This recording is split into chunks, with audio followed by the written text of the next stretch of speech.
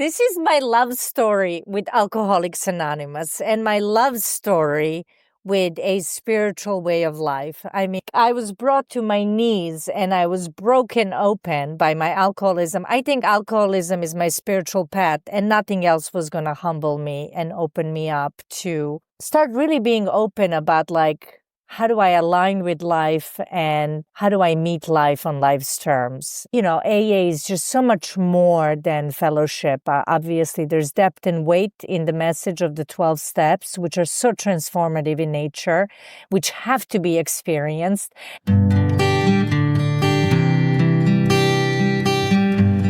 Well, hello, friends of Bill W. and other friends. You have landed on Sober Speak.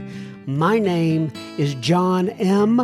I am an alcoholic, and we are glad you're all here, especially newcomers. Newcomers, that is, both to recovery as a whole and newcomers to this podcast. Sober Speak is a podcast about recovery centered around the 12 steps of Alcoholics Anonymous. My job here on Sober Speak is simple.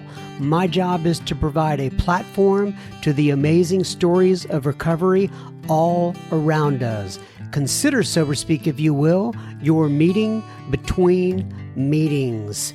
Please remember, we do not speak for AA or any 12-step community. We represent only ourselves. We are here to share our experience, strength, and hope with those who wish to come along for the ride. Take what you want and leave the rest at the curb for the trash man to pick up. Greetings from Studio AA, deep in the heart of Texas. That was the voice of Nikoleta that you heard at the beginning of this episode number 396. And you are going to hear so much more from Nikoleta in just a moment. But first things first, this here episode is brought to you by Dutch, Ian, Adrian, and Terry. And so you ask yourself, what exactly did Dutch, Ian, Adrian, and Terry do? Well, they went to our humble little website, www.soberspeak.com. They clicked on the little yellow tab and they made a contribution. So thank you so much, Dutch, Ian, Adrian, and Terry. This here episode is coming right out to Ewan's. And as I'm reading that, I wish I had a cool name like Dutch. I'm just John. Well, I guess I do have a surname, Lil Ginge. Do you call that? No, that's not a surname. That's a moniker or nickname, right? Lil Ginge. But anyway, it's still not as cool as Dutch, but nonetheless, here we go. So I was watching a television show here this past week, and they were interviewing the now deceased, but one of my favorite artists of all time, Mr. Tom Petty. And the whole interview was about, they were comparing how they used to make records to how they make records today, right? Apparently nowadays, and I'm not a record guy or I don't produce them, but nowadays it's all, you basically do it all on a computer, right? And they used to get all members of the band, whoever that was, in a studio room, and they would have them, they'd be playing all the instruments at once, and, then they go back and mix them later and all that sort of stuff, but everybody was in the same room doing it. And it didn't sound as sharp, if you will, crystal clear as some of the music does nowadays. But what Tom Petty was saying is that he said when they made that music, it was good. It was okay. In other words, what he was saying is the music didn't have to be perfect, because I think he said something to the effect of music actually comes from the soul, and people can hear what's coming from the soul, so it doesn't have to be perfect. And when I heard him talking about that, I thought about recovery and my recovery. the people that I see going through recovery, the authenticity and the vulnerability that you hear, not only with the guest on this podcast, but when you go into 12-step recovery rooms all across the world. It doesn't have to be perfect. I mean, people can feel and soak in authenticity. The words don't have to be just right. You just got to make sure that, or at least for me, I got to make sure that I'm lined up with the God of my understanding, and that I'm being vulnerable with not only him, but those around me. Anyway, just a little tidbit. All right, now let's get on to Miss Nikoleta D. And Nikoleta is from Summit, New Jersey. And this one is called A Serbian Love Story with Alcoholics Anonymous. Nikoleta has been sober since September of 2006. She came to the United States from Serbia, obviously, in the early 1990s. She was a very hard worker. She was a valedictorian at her high school class. And one phrase, though, that I like that Nikoleta used during this interview is she said she had a, quote, discontent buzzing in the back of my brain. Ooh, isn't that cool? As she will tell you, she relied on her intellect as opposed to the God of her understanding. However, she had a profound experience one night when she was trying to commit suicide, and I'll let Nikoleta finish out the rest of that story. But she also mentions that the 12 steps are a form of what she called, quote, spiritual surgery, which I love. Spiritual surgery. Isn't that a great way to phrase that? I know you're going to enjoy Nikoleta's story. Without further ado, I present to you Miss Nikoleta D, and we will have plenty listener feedback at the end of this episode. Enjoy. Okay, everybody. So today we are sitting here and she's making little pumping signs like, yay, let's get going with Nikoleta. And I'll talk about Nikoleta a little bit more, kind of set this up, how we know each other, etc. But first things first, I'm going to have Nikoleta go ahead and introduce herself. Give your sobriety date, if you will, Nikoleta, and then tell people where you live in this world of ours, please. Sure. Thanks for having me. Hi, John. Hi, everyone.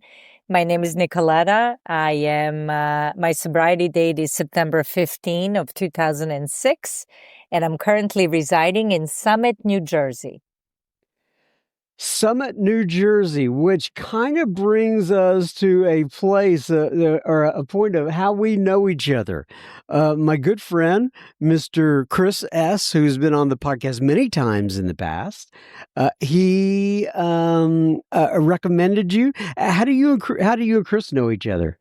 Oh my God, I adore Chris. I consider him one of my mentors in recovery. I was very, very lucky. I told you my sober date is September of 2006, and sometime in January or February of 2007, having only like 4 or 5 months sober, I was introduced to Chris through a sober house that I ended up in New Jersey, and he was doing a big book workshop and a 12-step study here at the sober house, and his home group that he started was not that far away. And I would say that Tuesday night Bernardsville meeting really raised me in my recovery. So he's one of my heroes. I consider him family, and I just simply adore him. Yeah, he's a great guy. We're doing all the steps with him, and he's done well. Okay, so a couple things right off the bat. So, like I said, I told you before this, I'm going to get to learn about you along with the listeners as we kind of roll along here. I don't like to do a lot of prep work for whatever reason. I kind of like to hear it all for the first time, kind of fresh. So, obviously, you are not from Alabama. Or Jersey. Or Jersey, right? This is not a Jersey accent. No, it's not. So you have an accent there, and you have a name that I would say is uncommon. I don't think I know I've not had any Nicoletas on the podcast before. There's probably Nicoletas out there in the world, but where did you grow up? Where's the accent from? Born and raised in Belgrade, Serbia, which was former Yugoslavia at the time when I was born and raised there. In Gotcha. late 70s and the early 90s, I emigrated to New York City. So you got here. So what brought you over here to the States? Oh, I just turned 14 when we came here. My mom was already here. She was invited to a large conference, and she was here for a few months. And me and my sister joined her kind of as an experiment, which was welcome because at that time there was economic collapse in my country. I mean, it was falling apart. It's 1993, just after USSR and Russia fell apart, Yugoslavia fell apart. It's now 6 countries, what used to be 1 country. Wow. And so it was, there was hyperinflation, there was embargo and things like that. So a lot of people were leaving the country, taking opportunities, taking chances to get out. And we came here December of 1993. Me and my sister joined my mom, and it was very spontaneous. No sense that we would stay or not stay. Are we tourists? Are we building a new life? Just kind of going with the flow. It was a time of uncertainty for sure. I guess that was both exciting and scary at the same time, huh? Yes. You nailed it. Were you in school? Did you get involved in a school? So there were some challenges we had off the bat. We landed, and my mom at the time was staying at a house where she was cooking for this person. And long story short, he kicked us out after a week. Mm-hmm. So we were homeless in New York City in Christmas of 1993. And I was 14, my sister was 18. And my mom has made some connections in New York through a Serbian community, knowing the church and things like that. And somebody in the church said that they had a building where they were allowing some squatters in the village. And we ended up there for about 40 days. And then we found an abandoned building where we stayed in for 3 months. And then the 3 of us found a small studio apartment that we moved into. Pursuing the American dream, Yeah, yeah. And I went to high school, and my sister went to college. And here we are 32 years later. Wow. Well, I don't have, my story's not exactly the same, but my mom was from Scotland, and she came over here with my father, who was in the Air Force, and I was an Air Force brat for like 6 years, going around everywhere, and it's interesting how people get here, how we get started, but I'm glad. I'm glad you're here 31 years later and doing well. So I'm sure we're going to cover some of that time. Probably some probably some good times and some not so good times is my guess. Yes.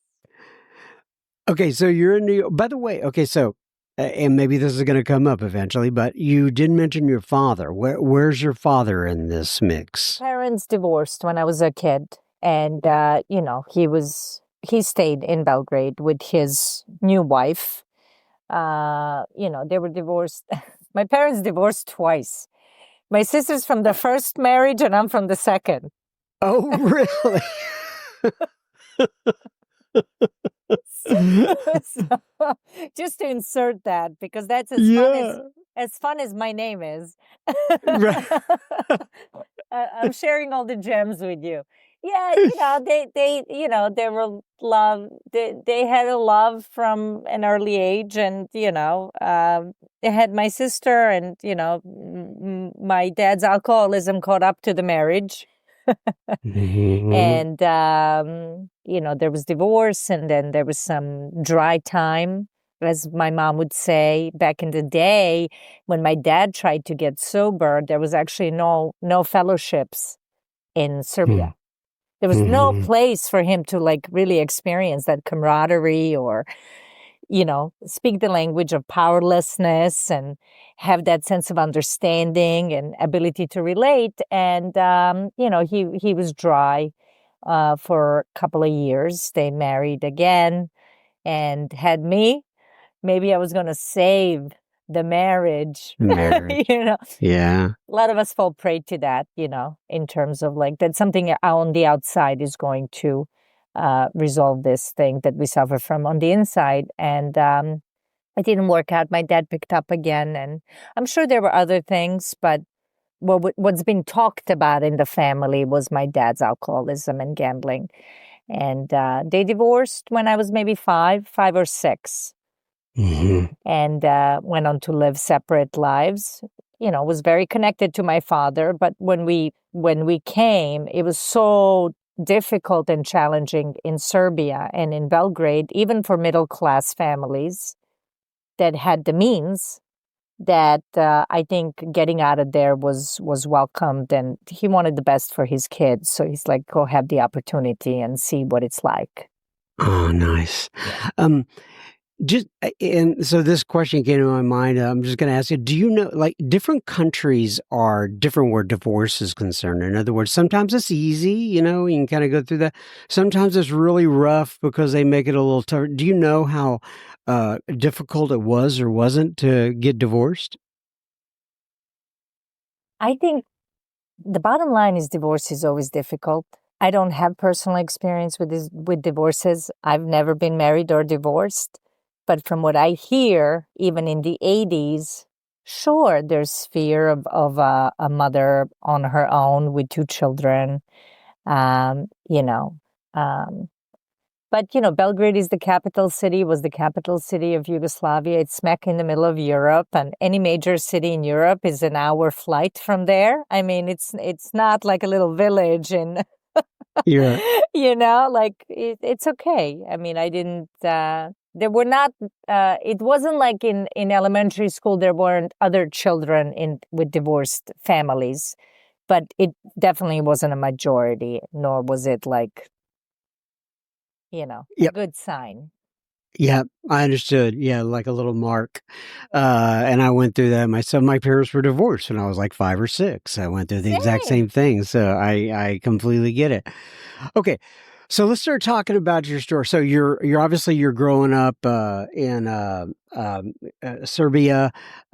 You get it over here to New York City in 2000, or excuse me, 1993, right? Is that what you said? Correct. Anything else that you want to cover that's kind of, I don't know, any sort of milestone or anything important before you got to the United States in 1993? All right, we can move on. Yeah, Oh, yeah, nothing that I can think of except a scared little child. yeah. Okay, well, talk about that then. When you say a scared little child, how do those fears manifest themselves? What were you scared of? I think I got my first addiction was books and movies. And looking back and reflecting on it, not that I had the words for it back then, but in reflection, I can see that I would have rather been in anybody else's story than my own. Mm, I lived in the mind, really. Life. You know, I didn't verbalize this back then, but it appeared overwhelming, like how to connect, how to maneuver it, how to move around, and really as a great sense of uncertainty about relationships. And I can see how maybe that 5, 6 year old that experienced her parents getting divorced, there was like a tremendous amount of fear that got downloaded and sense of like insecurity mm, and lack of safety, mm, people will leave you and people can't be trusted and life can't be trusted and you don't know what's around the corner. This is all in reflection. So, there's some things in recovery that we talk about, and there's some words we use in recovery that the first time I heard them, I was like, that's it. that restlessness, irritability, discontentedness. Like, I mean, I've never heard it like said that well before. They perfectly describe my, everyday mode of life, my internal temperature when I was growing up. There was a life out there and an inability to really connect or feel effortless in it. I was like a serious child. I was a quiet child, I would think. I was a shy child. And because I didn't really know how to join or lean in to life, really.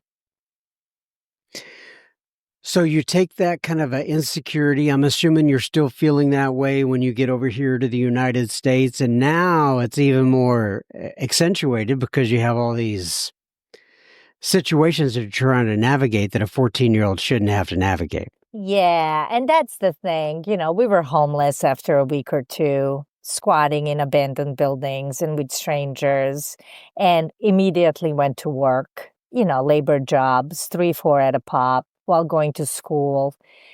It was like, pursuing the American dream. On one hand, it wasn't a big deal. Just get up and go, do what you have to. On the other hand, if I'm to reflect on it, when I do reflect on it and go, yeah, 14, that's not normal for a 14-year-old. That's not normal for a 15-year-old. That's not a normal childhood. So we navigated as a family some really, really challenging times that made me grow up in many ways, in appearance and externally. I became a very hardworking. I became very good at school. I was the best student in high school. I graduated high school after 2 years. I was a valedictorian. I've gotten promotions and raises in all jobs that I received because these things, it was almost like my survival depended on how well I do them. So I applied myself 100%, because I felt like always at a disadvantage, I think. Did you speak English when you got here? That's the funny thing. We have like 20 subjects in elementary school when we're growing up. School is very praised and valued in my country. And I understood everything, but I didn't speak it. But I could understand everything. And when I went into this high school in Chelsea, the first semester in high school, I actually went to an international high school where it was an American curriculum, the public education, but everybody in there was from another country. So they were integrating us into the system by having us go for a semester in this school and then putting us in public schools. And the first teacher I had said, I want you to read the New York Times and the Wall Street Journal every single day if you want to learn proper English. So like a good girl, I was like, okay. So it developed slowly. But yeah, music, movies, and education in Serbia taught me English. Wow, all the pop culture. Did you know Luka Doncic? I'm just kidding. Do you know who Luka is? No. He's a basketball player. I'm pretty sure he's from Serbia. Yeah. Yes. We have a lot of basketball players that are well known. He's popular here in the Dallas area. I'm sorry, I went off the beaten path there. That's okay. Okay, so you're valedictorian. By the way, where's your sister this entire time? How's she doing? Was she doing well during this period? Same as me. I mean, she working 2, 3 jobs, went to college, started at Hunter. It made us very close, the three of my mom working as well. And, making sure we make it through each day, we'd cook meals and support and stuff like that. It united us as a family. It was very grounding. It was very humbling. It was, I think it brought out the best in us. I never want to share this story as a victim because I can do that if I want to. I can create a victim identity from it, or I can create a martyr identity. It was what it was. And I've played with both identities depending on who's standing in front of me. Check out my story, look at what I've done. And the fact that I lived alone from the age of 16. Even when I say that, I don't want to say it because I don't want in any way to also be inconsiderate of my mom or my sister, or our unity or our conversations, our communications, our understanding of those times, and, how it all kind of unfolded, Right. because none of it was negative. None of it was selfish in any way from my family. So I want to be careful with that kind of stuff.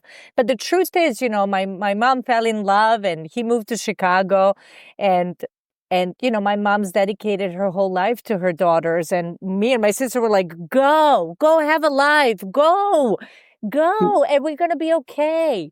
And, my sister fell in love and moved to Queens, or was staying in Queens most of the time. And I ended up staying in this studio apartment in New York City, and I was making enough money to support myself. And I was, you know, really good student with a lot of diplomas. And Good for you. I Now, how had, old is I this had when this is? arrived. I had Yeah, arrived at 16. 16 this was going. Oh, okay. So this was just a couple years after you got here. Your mom moved to Chicago, your sister's getting her own thing going there, and then you're on your own in a studio apartment. That's fantastic. Yeah, see, we have very similar type of paths. I was on my own at, like, I think 17, something like that, because my mom had taken off and all that sort of stuff. Very, very interesting. Okay, so you're 16. All right. So when does the alcohol slash other things start entering the picture? Is it a 16? Is it 18, 19? 16. 16. 16. I already graduated high school, and I decided to save money for about a year because I graduated early so I can go to college, but I had to, pay for my college. So I had to save some money, and I had multitude of jobs at that time. And one of them was working in a restaurant that sold alcohol. And rewind to my father drinking and all the stories I hear in the family about his drinking and the things I experience when he's drinking, when he's not drinking, here and there, some memories. I was always curious about booze. I was curious about why it was so important to Dad, and why it was a topic of conversation. So that was, that was somewhere in the back of my head. So, at 16, I got my hands on a bottle and I brought it home. And I drank the bottle at home alone. Wow. And something magical happened when I drank, which only fellow alcoholics know what I'm talking about. Because, I discovered alcohol. People discover other things. I Yeah. discovered alcohol. And that discontentment that was always buzzing in the background of my being and of my existence just quieted. It just really quieted when I drank. I was love at first gulp. I'll tell you, it was love at first gulp. And off the bat, my relationship with the bottle was not healthy. Not only did I drink from the bottle, I drank home alone, but I got into a relationship. Immediately, I was in a relationship with alcohol. Thinking about it, looking forward to it again, remembering it, exhaling as a result of it. And um, I just felt this sense of empowerment. I do remember this. I had suddenly had this feeling of like I can do anything and I can meet life, really. And that's really where the relationship with booze starts. There were a couple of relationships, we smoked pot and I tried, white substances that supported my drinking. And that was just so empowering and made me feel like I can do anything and meet all that fast-paced life of New York City. But I was young and I was like, just so resilient in terms of my youth and my DNA and what I've been through. I had a tremendous amount of tolerance for not sleeping and going and working 80 hours a week. And yet also appearances were so important that I was able to manage the way I seemed for quite a few years and get my mama college diploma and succeed in my jobs and make a lot of money. So I want to make sure I have the timeline of this right. So I know you said you were going to school, you were a valedictorian there. Is this why you're 16, 17, 18? All this is going on, and you're discovering alcohol, and you're living at this apartment, and you're working all these jobs? Man, that's quite a schedule there. God bless you. Yes. Yes. So, but you said the DNA was good, you just kind of muscled on through it. All right, so let's get at it. So now you're out of high school. What's going on after high school? After high school, I'm only working. I am saving money for college, and I am working. Okay. Worked a lot. And Yeah. maybe for a year, I didn't go to college, and then maybe around 18, year and a half, and then at 18, I go to college full-time while working full-time. In New York? In New York City, yeah, I went to Baruch. Well, I went to Borough Manhattan Community College for a couple of years. First, because it was cheaper to go to a community college with an intention to transfer to a 4-year school, because your diploma only says where you graduated from, now, not where you That's right. started. That's right. Okay, so you're getting this money, you're kind of prepping for school. What goes on next? Did you end up going to college would you say, what's the name of the school? I went to Baruch College. Baruch. Okay. It's a city college, a CUNY, City University of Understand. New York College, yeah. And what are you studying there? Did you graduate from there? I graduated with a philosophy degree. I have changed my major 6 times. I've ended up with a philosophy degree, and I wrote a thesis on proving that there is no God. Okay, gotcha. Well, good. I'm assuming you probably did well at that. I got an A. Good. All the while, the drinking has probably taken off. The drinking has completely taken off.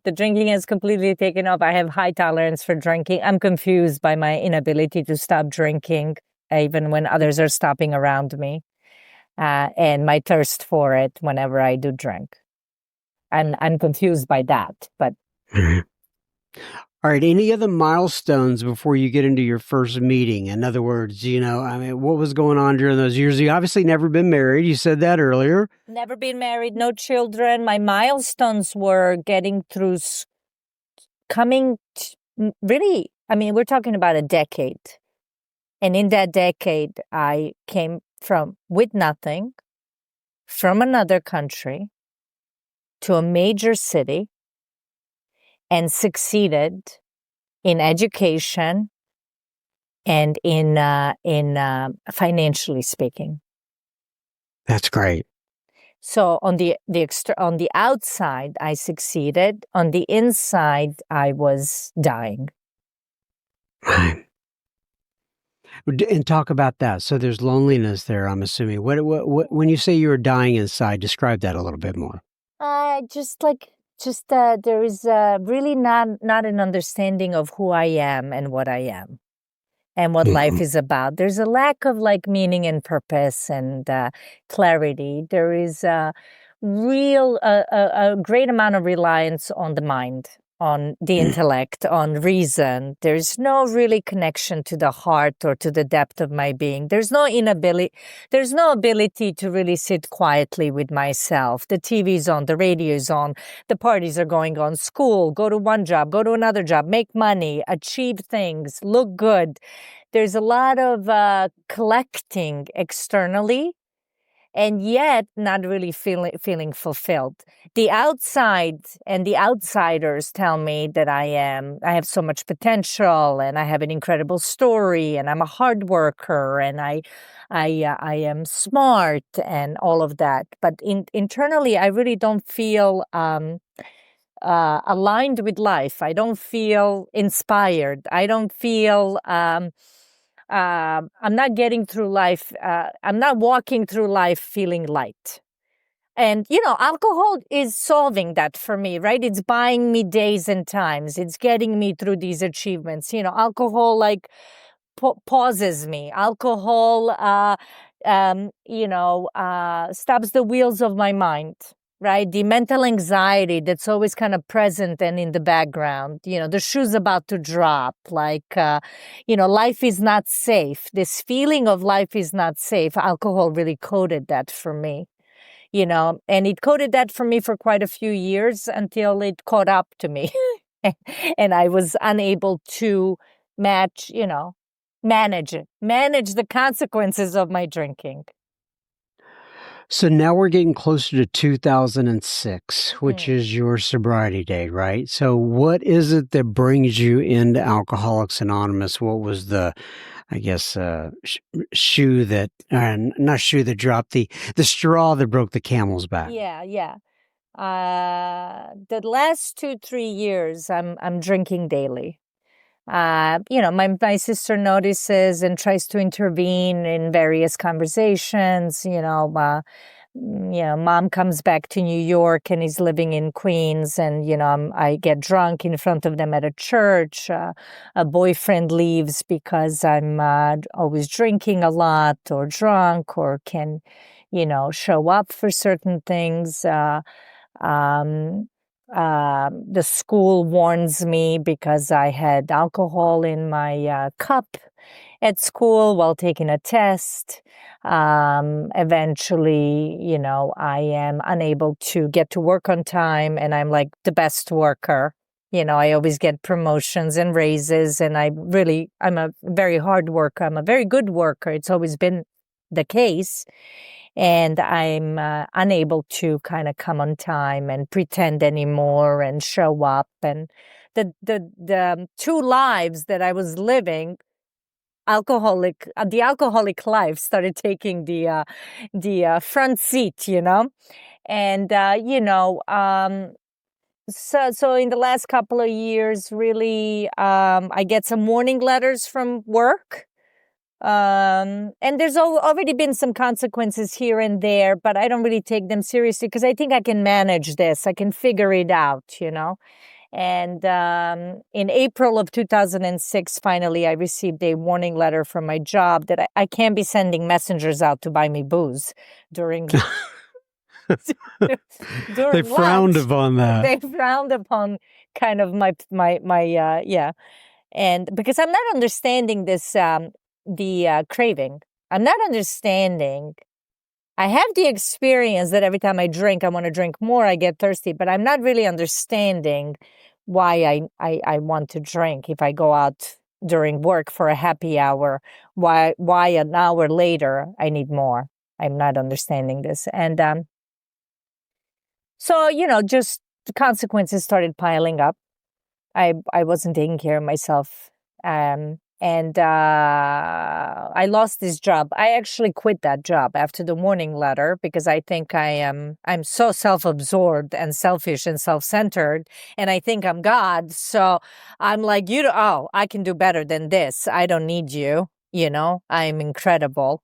And I end up from a really successful, financially successful position to hostessing at a restaurant 3 blocks away from this company, full of resentment at life and at, where I end up. And eventually that summer of 2006, so I'm unemployed really, and unemployable.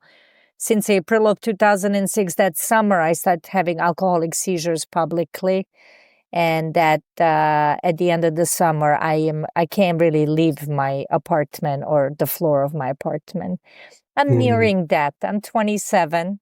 I'm just shy of 27. I've been doing this for a decade. I am tired. I am disconnected. I can't get drunk enough anymore.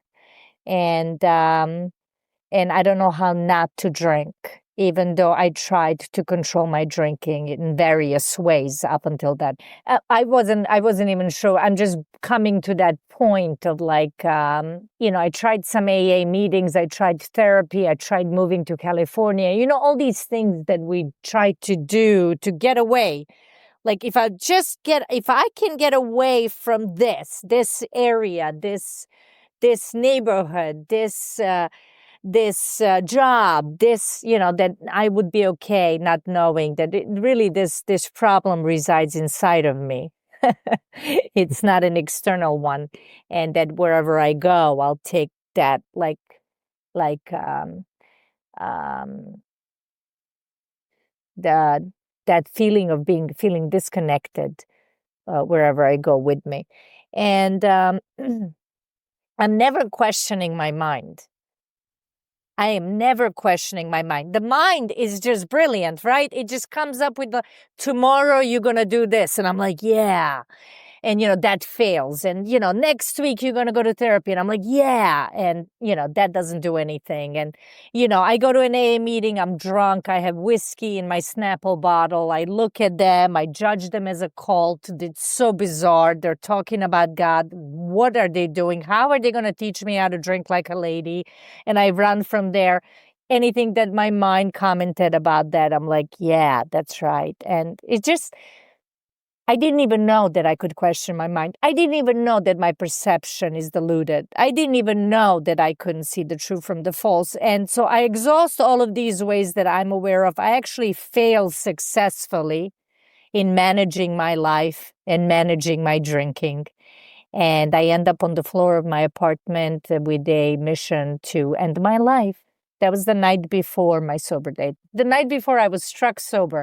I didn't pick that sober date. Let's just clarify. Right. I don't think any of us do, right? If I'd known I was going to get sober, I would have had a few more. That's right. That's right. That's right.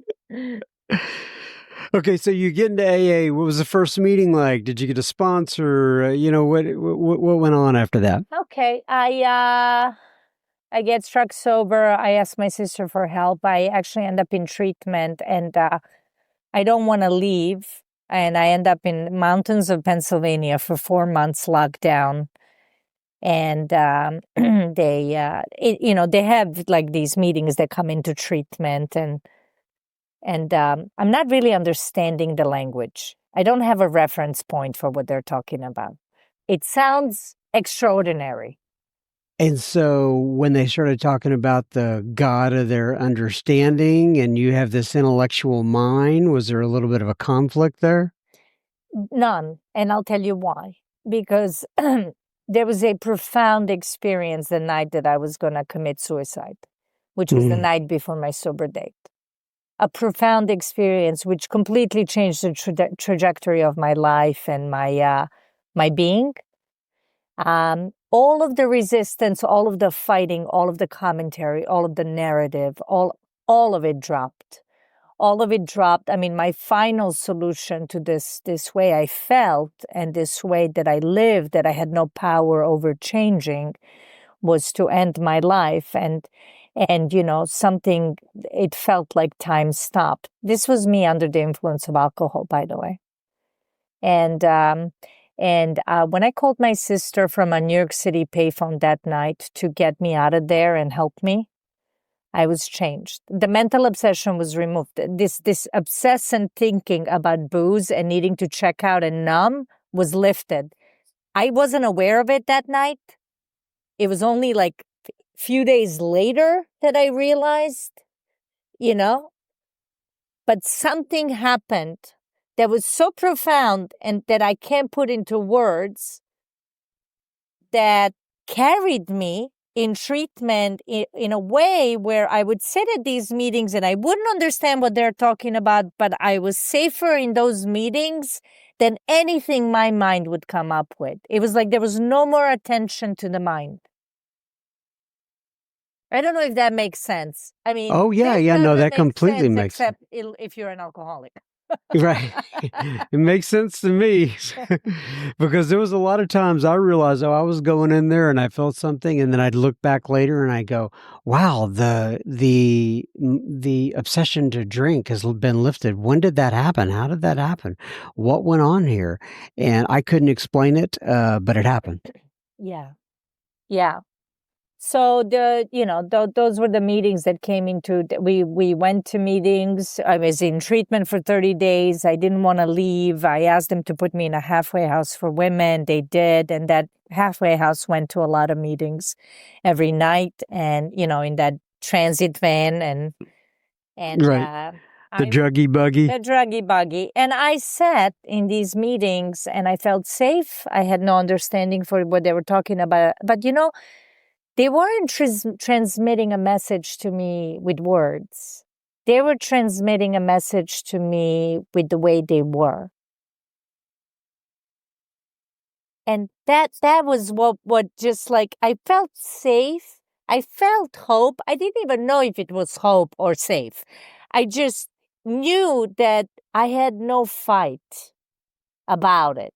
That anything in front of me was better than me running my life. I ran my life to the brink of suicide, even though I was very successful in many other areas of my life. I was exhausted. I was surrendered. I experienced this spaciousness in terms of I gave my will and my life over to a treatment center. I gave my will and my life over to a halfway house. I didn't even like what you guys were talking about. I thought some of you were bizarre. I thought the big book was like so weird what they were trying to sell me with this fourth dimension of existence and the way it spoke. But I had no fight. It didn't matter. I think that the byproduct of that experience of surrender was this tremendous amount of openness and willingness and a mistrust of myself. It was a byproduct. It wasn't of me. And I felt carried. And I'll tell you a short story. I finished treatment. I don't want to go back to New York City. New York City is overwhelming. I don't think I can make it in New York City. There's a bar on every corner. I'm asking for a sober house that's close to New York City, but not in New York City, so I can start building my life back from scratch. And they suggest a sober house in New Jersey. I end up in New Jersey in January of 2007. And I am sitting in an office of this sober house right now, speaking to you, John. And my bed, this is my office now, 18 years later. But my bed was in this room. Wow. Where I slept for 7 years.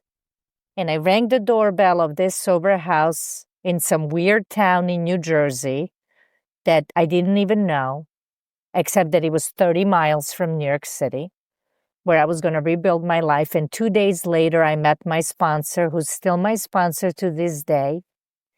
And 5 days later, I met Chris and Peter. And Yeah. I was just given and carried, generously given, without trying, just not being in the way of what was being given to me. What do you do at that sober house? I run it. Wow. Very cool. And I'll leave this up to you. If you want to say the name of the sober house, you can. If you don't want to say it, I'm fine with that if people are interested. It's fine. Anybody that knows me knows. It's the Milestone House. I came in New here, Jersey. In New Jersey. I came here when it was just one house, and it's now 5 homes. It's grown. It's a job I never wanted. It wasn't even my idea. It wasn't on the menu of things I want to do. And yet it's the one, my sobriety, my relationship with my higher power, my membership in my fellowship, and this job all gave me such an incredible meaning and purpose and sense of direction. That's really cool, Nikoleta. Very cool. Okay, so if you have a lot of people out there listening to you that are, some people are thinking about AA, some are entrenched in AA. There are others who are kind of sober curious and all that sort of stuff. So why don't you take these last couple minutes, if you will, to just kind of Think about, like, talk about your experience, strength, and hope, what you've gotten from AA, what your thoughts are on it, and just kind of talk to those people, if you will. Oh man, this is my love story with Alcoholics Anonymous and my love story with a spiritual way of life. I mean, like I was brought to my knees and I was broken open by my alcoholism. I think alcoholism is my spiritual path, and nothing else was going to humble me and open me up to, you know, start really being open about like, how do I align with life, and how do I meet life on life's terms? AA is just so much more than fellowship. Obviously, there's depth and weight in the message of the 12 steps, which are so transformative in nature, which have to be experienced. I am so lucky that I had one sponsor, even though I've had many mentors, that the day she met me, she said, I'm going to take you through the 12 steps of Alcoholics Anonymous as outlined in the big book of Alcoholics Anonymous, and I only ask you to pay it forward.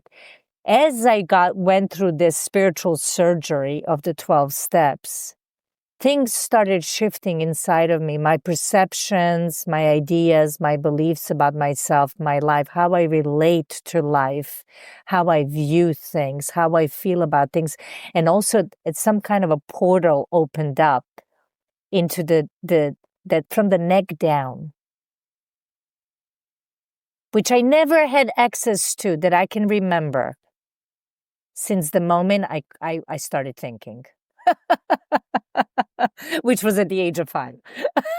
That I could consciously remember being okay and an ability to be okay even when things are not okay. AA has given me courage. AA has given me strength, a sense of an incredible connection that I had. There's a tribe that understands me, speaks my language, that I can identify it, but that also inspires me vastly,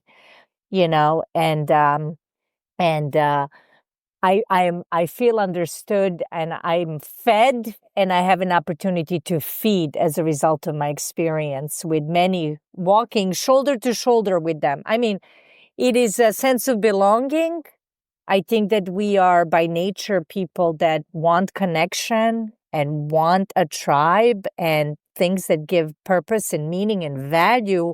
That's what was so painful and what we all struggled from. We can like meet in the common problem, but also meet in this solution, right? I mean, it's just, there's a lot of depth and weight in Alcoholics Anonymous. What do you give me? It rebirthed me. And it's not the end all, right? It's this relationship with power. It's God, really. It's an expression of God. AA to me is an expression of love. It's an expression of love, just like service is an expression of love. But it generously gave me a way of life that I am internally grateful for, and I always want to honor, and I'll always respect, I'll always admire, and I hope to be an active and a member in good standing of Alcoholics Anonymous. Well, I can tell you all right now, for sure. And I'm so glad that Chris introduced us, Nikoleta. Like I said, yeah, you can't see her right now, but she's doing all the pumping of the fist and the prayer hands. We did it. Yeah, we did it. So now you know what it's like. So I'll tell you all kind of a peek behind the curtain. We got on, and Nikoleta was like, "Now, what is this? What happens now?" And I said, "Well, I'm trying. It's really hard to explain until someone goes through it, right?" Yeah, I said it's kind of like you telling your story at the podium, but you have a rude guy like me interrupting you all the time. So that's how I describe it. So yes, we did it, Nikoleta. All right, so I always read from page 164 of the big book to kind of wrap us up. It says, abandon yourself to God as you understand God. Admit your faults to Him and to your fellows. Clear away the wreckage of your past. Give freely of what you find. And join us, and we shall be with you in the fellowship of the Spirit. And you will surely meet some of us, like me and Nikoleta, as you trudge the road of happy destiny. May God bless you and keep you until then. Thank you so much, Nikoleta. I really appreciate you joining me today. God bless. Thank you so much. God bless. Thank you again, Nikoleta. As I mentioned, it was really great spending time with you. I really appreciate you coming on and sharing your experience and strength and hope with the Sober Speak audience, and I know they got a lot out of that. Now, remember, folks, we don't want you sharing your toothbrush, and we don't want you sharing your STD. But we would love for you to pause your device and share that episode with another friend or family member. It may be just what they need today. And I don't say this very often, but I know it's good. What else am I supposed to ask for? Wherever you're listening, if you can rate or give it however many stars you want to give it, 5 stars is preferable, but you give it what you want. It's an honest program, right? If you could do that on your Apple Podcast or wherever you listen to this thing, Spotify, wherever, apparently it helps. But anyway, if you do, you do. If you don't, hey, I'm good with that too. This is all just for fun and free here, all right? All right, now on to a little bit of listener feedback. DirtNap95 comments on YouTube, and my apologies. So this is on YouTube, so this is different than people writing in. By the way, if you don't know, we're on YouTube. We're on, oh gosh, we're everywhere. You can find us everywhere. If you can't find me somewhere, or you can't find the podcast somewhere, write me and let me know. I'm at John, JOHN, at soberspeak.com, and I'll try to track it down. But nonetheless, DirtNap95 comments, and this was on one of Gary K's episodes. And DirtNap says, the first time I ever gave the 12 steps a real shot, this man, Gary K, guided me. We belong to the suburban group in Odessa, Texas, and I spent 5 hours in his living room with him and his poodle named Rock. That was the first time I ever did the 5th step. Every time he emails me, Gary, he signs off with, quote, remember, we recover by the steps we take, not the meetings we make. Great guy. I'll never forget him. Thank you so much for posting that on YouTube, my friend. And yeah, and there's another thing, like, I haven't checked it in a while, but I go in there. If you could leave us some sort of comment on Apple Podcasts, that helps as well. Rate and review. That's what I'm supposed to say. Rate and review. See, I'm getting this down. It's been a few years now, but I'm trying to figure out what I got going on here. Anyway, Joey writes in, and Joey says, hey, John, my name is Joey, and I live in Sarasota, Florida. I was released from prison recently, and I'm currently at a rehab center called Lightshare Residential, and I finally phased up to where I can start working. Good for you, Joey. I just got a job, and I just definitely had to reach out to you because I listen to your podcast every day, and it definitely helped me get my recovery while I didn't have meetings. I'm 21 months sober, and I love life, and I'm just so grateful for all that your podcast has given me, and I hope to keep learning more from listening in. Well, Mr. Joey, you're exactly why we put these episodes out there. God bless you. Thank you for writing in, and thank you for letting me be a small part of your journey. That is quite a testimony that you have right there, my friend. God bless you. All right, everybody. That's it for listener feedback this week. I'll try to be back next week. We take this 1 week at a time. Keep coming back. It works if you work it. And may God bless you and keep you until then. Love you guys. Thanks for listening in.